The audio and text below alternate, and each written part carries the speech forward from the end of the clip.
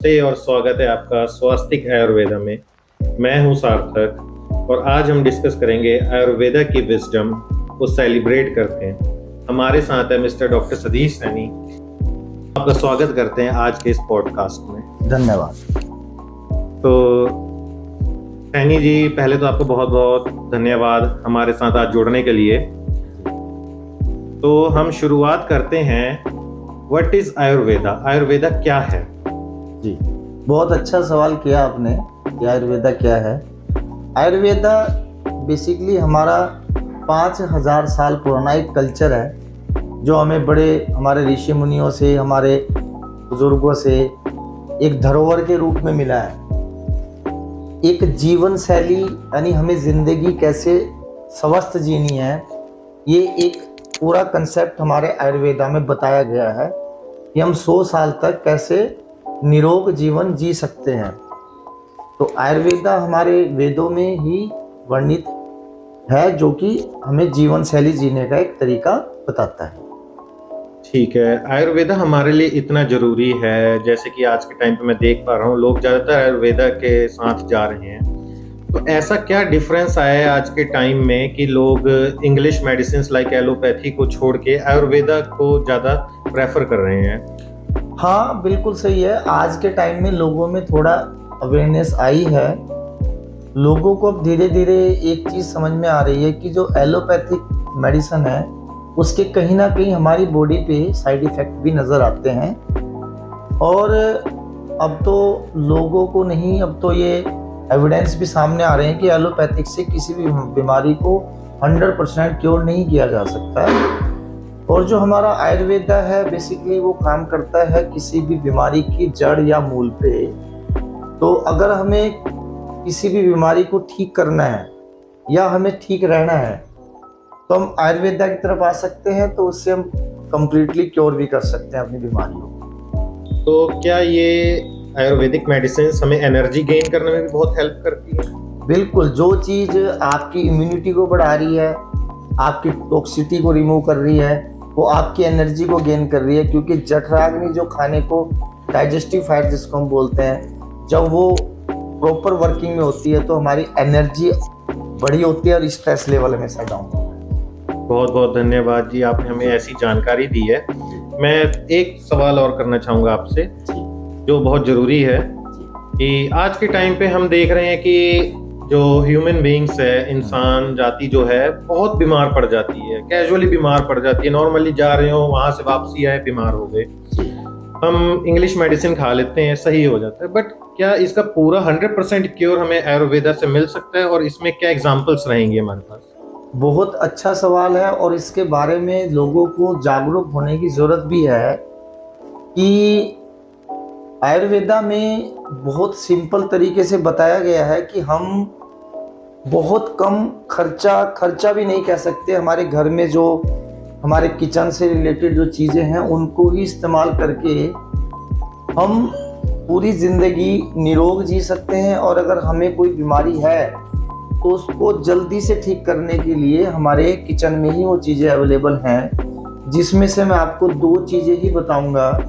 अगर ये 2 चीज़ें ही हम इस्तेमाल करें तो मुझे लगता है कि लोग जल्दी जल्दी बीमार भी नहीं पड़ेंगे, और अगर बीमार हैं तो वो ठीक भी हो जाएंगे।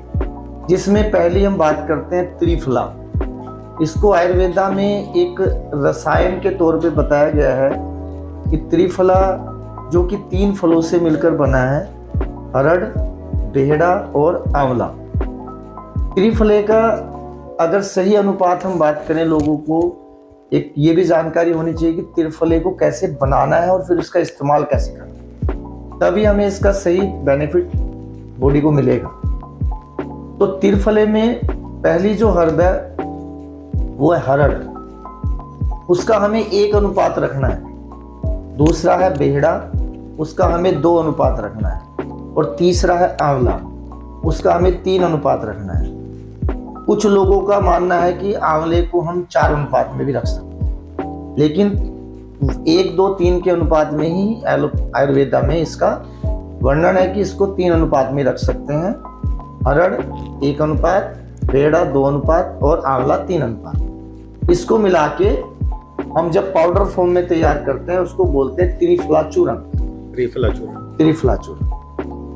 अब त्रिफला चूर्ण बेसिकली काम क्या करता है?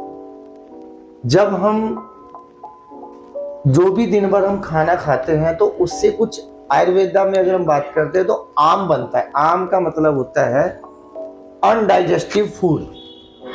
कुछ ऐसी चीजें हम खा लेते हैं जो हमारी जो जठराग्नि है, जो डाइजेस्टिव फायर है, जो खाने को डाइजेस्ट करती है, तो उसमें से कुछ अनडाइजेस्टिव फूड भी हमारी बॉडी में इकट्ठा होता रहता है और उसकी वजह से वो हमारे थ्रू ब्लड हमारे जॉइंट्स में इकट्ठा होके एक तरह से जैसे यूरिक एसिड हो गया या किसी को गठिया हो गया, ये जिसको बोलते हैं हम अनक्योरेबल डिजीज, ऐसी ऐसी बीमारियों को जन्म देता है। इसको बोलते हैं हम आम आयुर्वेद की भाषा में अनडाइजेस्टिव फूड।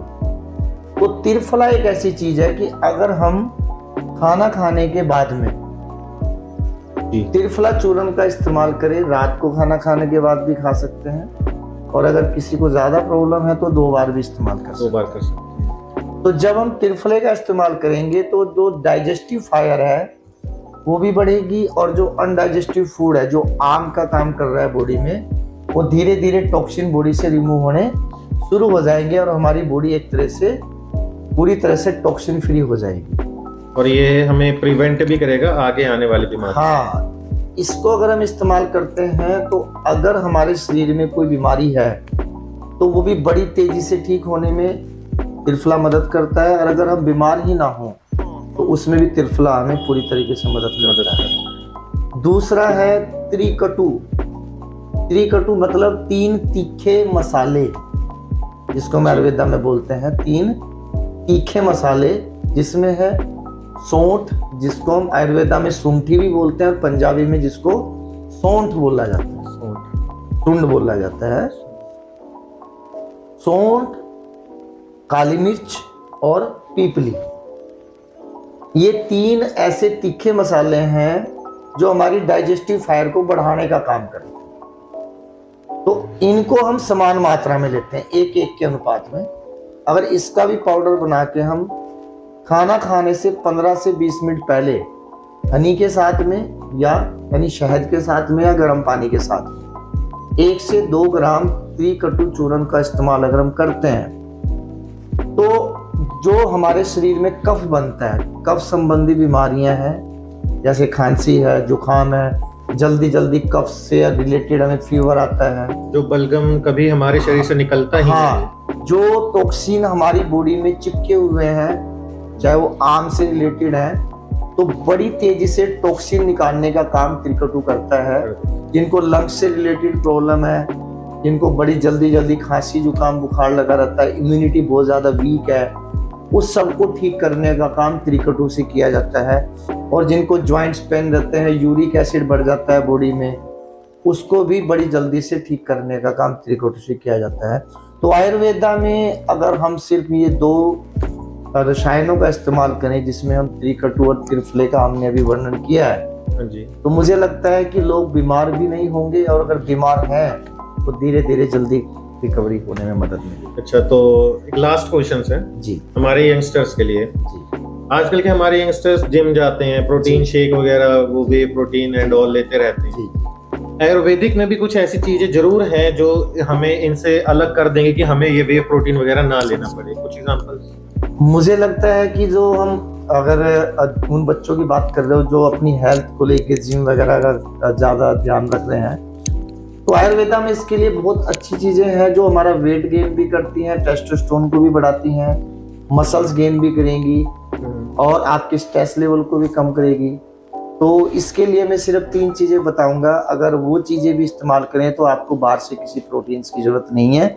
आप नॉर्मल डाइट लीजिए और अश्वगंधा, पोंच बीज और आप साथ में गोखरू भी ऐड कर सकते हैं। उसमें तीनों को 100-100 ग्राम अगर हम मिक्स करके दूध के साथ सुबह शाम खाना खाने के बाद लेंगे तो 100-100 ग्राम का अनुपात आपका 1 महीने की डोज बनता है।